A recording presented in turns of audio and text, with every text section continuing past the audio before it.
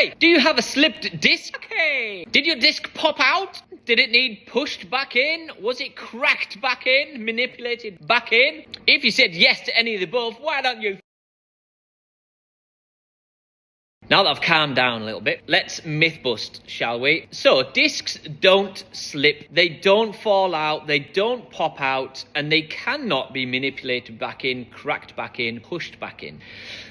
Contrary to some of the stuff that we see online, and contrary to some of the narratives that we hear about in our industry. So, let's have a little look at the anatomy of intervertebral discs with the surrounding structures. So, you have intervertebral body, so one vertebrae against another vertebrae, and you have intervertebral discs, these discs that sit in between. Now, the functions of these discs are to absorb some load, having a soft cushion, and also to provide some space in between these vertebral bodies at the back to allow a space for the nerve roots to come out of, otherwise known as foramen. Foramen meaning a gap or a space. And like I suggested before, the gap or the space is really important because it allows a space for this nerve root to come out. And you have these descending peripheral nerves that essentially send information, whether it be information received from external bodies, from the skin sensations, hot, cold, touch, or it's sending information from our central nervous system down through the spinal cord and out into our peripheral nervous system. And that might be a reaction to that sense, or it might be an instruction to move through contraction. So going through university, the analogy that we were taught, and sometimes that we still use and still hear it, but in our clinic, if we do use this analogy,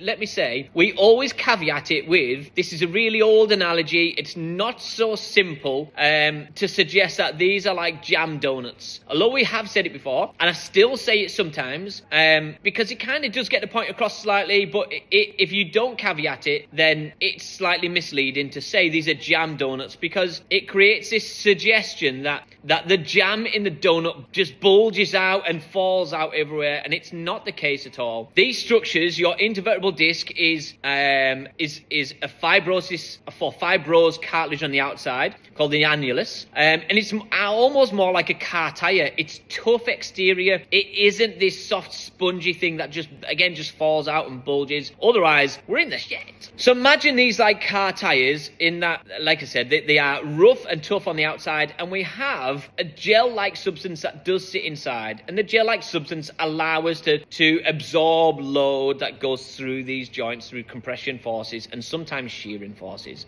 But again, they allow space for the nerve root to come in. However, over time, and I would strongly suggest that most disc issues are degenerative, and unfortunately, one of the biggest causes are just genetics. That's just how we are. And certainly lifestyle factors can play a major role in this, and they can accelerate these genetic predispositions that we can have disc bulges, we can have prolapsed discs, etc., or herniations.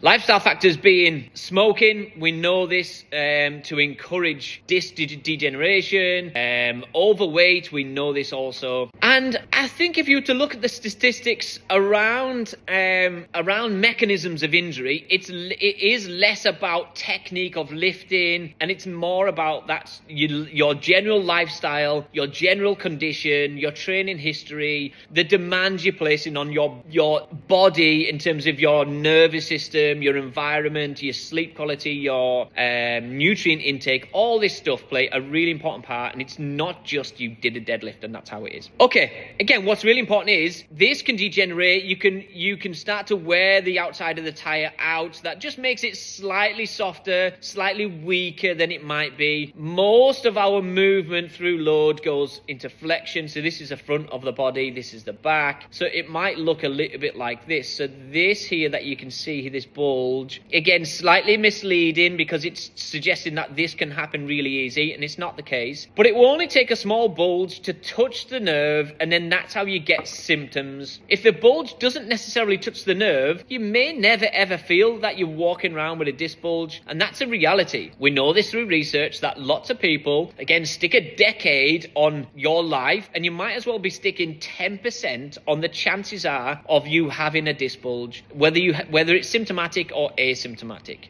Again, that's a really important point to note out, is that just because we have a disc bulge, a slight disc bulge here, it doesn't mean to say that it can cause you any pain whatsoever. And if you do have a disc bulge and it has caused you pain, it doesn't mean to say that we can't have natural healing, that these movements of the propulsus and the internal gel can't move and can't reposition around to give you a bit more balance. So if you do have disc related symptoms, whether it be localized pain in your let's say lower back, or you have some radiculopathy, some pins and needles, numbness, pain that's shooting, moving around, whether it's down your posterior legs, so into your bum, into your hamstring, down towards your foot, whether it's affecting your function, your ability to move your foot up or down, again, it doesn't mean to say that that's going to be how you are at the moment. What's really important is to have a little bit of context, to have a real clear understanding of this is what it is and this is where you're at in terms of your rehab journey. Have a nice structured, organized pathway back into activity, know where your risks are, and all will be fine. Like, comment, share, all best.